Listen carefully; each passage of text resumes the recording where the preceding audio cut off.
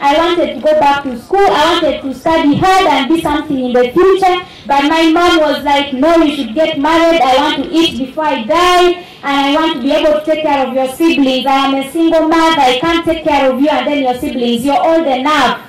Your vagina is old enough to hold a man's penis. That's what she used to tell me. So I stayed there for 1 year.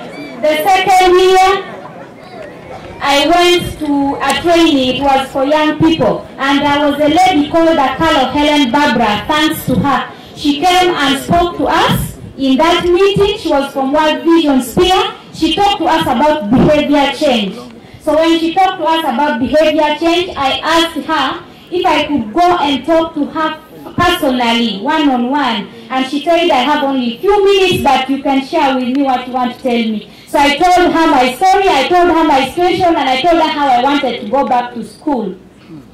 So she told me the only way I can help you and see to it that you go back to school is when you leave that boy's home.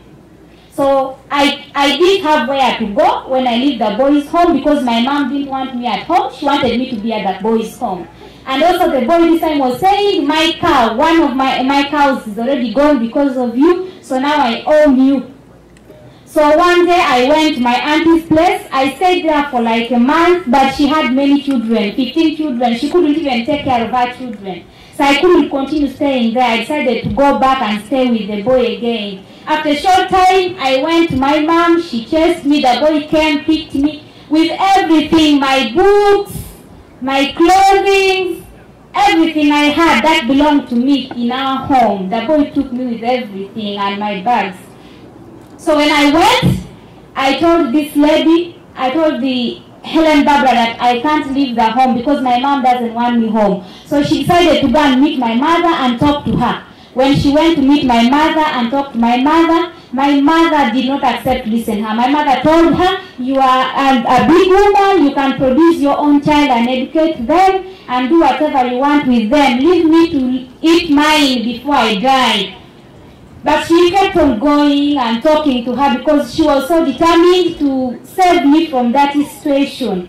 One day, she called me that come to World Vision office. I went to World Vision office in Soroti and talked to the program manager. I shared with her my story, and then she told me, are you prepared to go back to school? So I said, yes, I am ready to go back to school. That was in 2011, around April. So when I went, they got me an admission in a school, Bethany Girls Comprehensive Secondary School. Unfortunately, when I reached school, medical checkup, I was pregnant.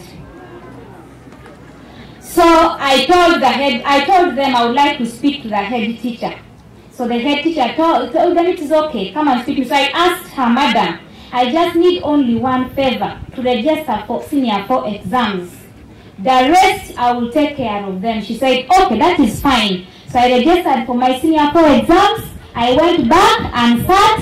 I didn't go back home. I didn't go back to the boys' place. I went to stay with a good Samaritan. There's a lady who offered to stay with me. So I stayed with her up to the time for examinations. When time for examinations came, I went and sat for exams. I was walking 20 miles to and from school every day to sit for my exams.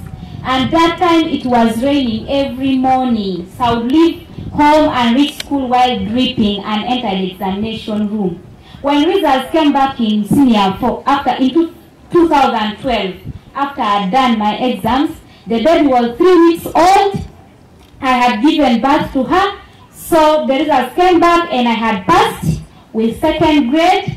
And then my mother said, no, now who is going to take care of your child? I can't take care of your child. So she left the home and left me with my siblings and my great-grandmother and my grandmother and then other family members. So I started taking responsibility of the family, from food, medication, clothing, every basic need they needed. So the only way I would do that is I told World Vision that I really want to study. And if you give me the opportunity to go to school, I will do my best. So I decided I work from home every day and go to school for my studying. But I decided to put away some days. I would study from Monday to Wednesday And then Thursday, Friday, Saturday, I am working in people's gardens to be able to get some money to cater for the family in terms of food, meals, clothing, medical attention, and even my child milk, because she needed milk to be taken during daytime when I'm at school, to see the beauty of educating a girl child or any other child. So I told her it's fine. She came back home, stayed with us.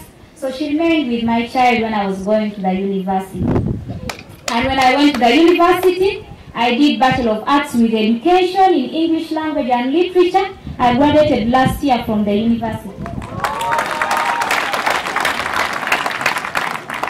And this is my message to the community here. I will start with the children. To the children, I encourage you to be determined, to be resilient, to be committed towards your goals, towards what you want. If you're here and you haven't thought of what you want to be in future, this is the right time for you. This is an opportunity for you.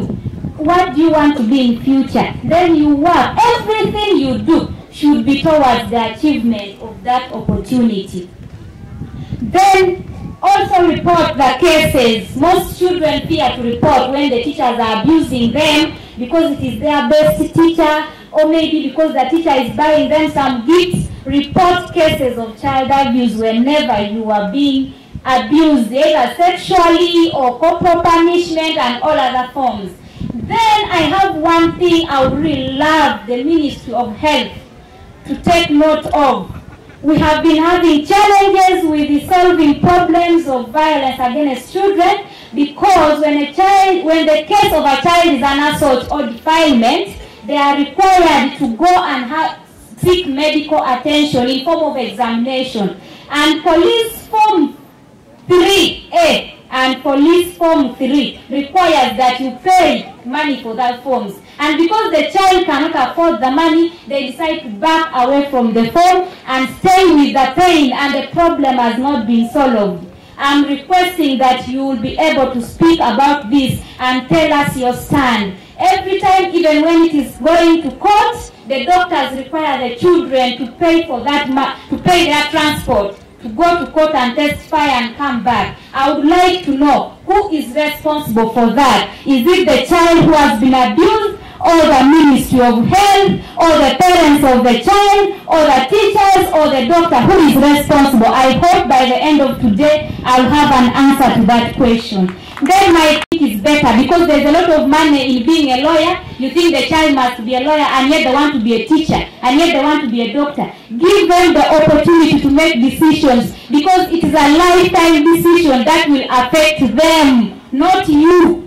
It is them who will be affected by the decisions you make for them. Give them the opportunity to achieve their goals. And to the teachers out there, because I am a teacher, please talk to the children. When you see something wrong, talk to the child. You don't need to, that child does not need to be yours for you to talk to them. Most cases we are like, those ones, that's how they are in their family. No! They need someone to talk to them, and they will see the light in what you have shared with them, and they will change. Because teachers, we are known as change makers. Our theme today is Leave No Child Behind for Uganda's development. And I want to tell you that if we work together as CSOs, as government, as teachers, as parents and children, then we will achieve the greatness and development of this country. Thank you very much for God and my country.